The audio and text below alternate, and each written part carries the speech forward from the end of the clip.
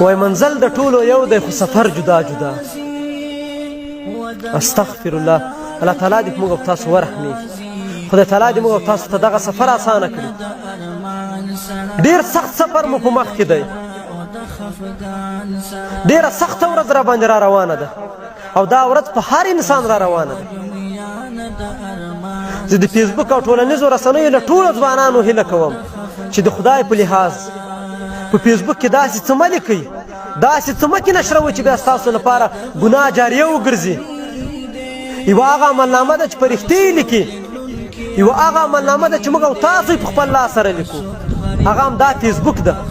که ښه پکې لیکو که بد پکې لیکو، که ښه پکې نشروو که بد پکې نشروو، د هر شي جواب ورکوو. له کنځلو ردو بدو لاس واخلئ. ای ورونو، آیا کله موږ او تاسو د همدغې وحشتناکې شپې تصور کړی ده؟ د هغه سخته شپه ده،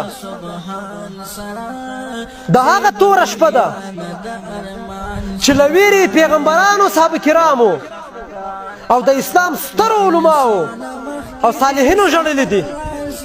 د هغه شپه ده چې شاعرانو یې په ویر کې شعرونه ویلي دي. د هغه شپه ده چې تاسو تصور او سوچ د نړۍ هر څه له انسان هېروي. انسان په فکرونو او سوچونو کې لاهو کوي او د ژوند خوږې شېبې ترخې کوي. دا شپه او دا ورځ په ټولو را روانه ده. مرګ هغه وروستی سفر دی چې نه لغوه کېږي او نه ځنډول کېږي. چېرته چې لاړ شي بېرته به د خپل پروردګار سره مخ کېږي. د داسې شپې لپاره له ځان سره لږ حساب وکړه. د قبر په اوله شپه به درته معلومه شي چې په دې پراخه نړۍ کې شاوخوا څوک در سره دي. د قبر په لومړۍ شپه به د مکتب، پوهنتون، ماسټري او داسې نور ټول اسناد ضایع شي. یوازې د لومړۍ ټولګي ازموینه به مې دا وي: رب دې څوک دی، نبي دې څوک دی، او دین دې کوم یو دین دی، او په دنیا کې دې څه کړي دي، کوم عمل دې کړی ده. دا داسې شپه ده چې انسان له خپل اولاد، مور او پلار، دوستان او ملګرو څخه جدا شي.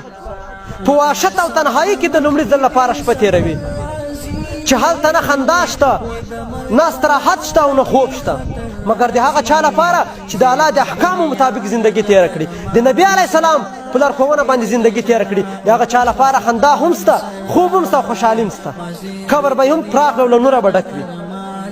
ای مسلمانانو، موږ ټول عمر د مال په راټولولو په یو ځای کولو کې تېر کړ چې څنګه پیسې پیدا کړو، څنګه مال راټول کړو. د حلال او حرام فرق نه کوو، د حق او نه حق ته نه ګورو. خو په دې باندې موږ او تاسو خبر یو چې نه په قبر کې المرۍ شته، نه کفن جیب لري، او نه د حساب کتاب په رښتې رشوت اخلي. الله تعالی جل جلاله دې په موږ او تاسو باندې دغه د قبر اوله شپه اسانه کړي. خدای تعالی دې په موږ او تاسو باندې رحم وکړي چې څومره مسلمانان له دې دنیا څخه تللي دي. الله تعالی دې په ټولو باندې ورحمېږي. خدای دې د ټولو جنت الفردوس په نصیب کړي. خدای تعالی دې موږ او تاسو ته تر کړیو ګناهو راتېر سي. الله تعالی جل جلاله دې موږ او تاسو ټولو ته د نیکې لارې هدایت وکړي. والسلام. دا پیغام تر ټولو مسلمانانو ورونو پورې ورسوئ او ماشه خالد وطنیار په خپلو نیکو دعاګانو کې یاد ساتئ.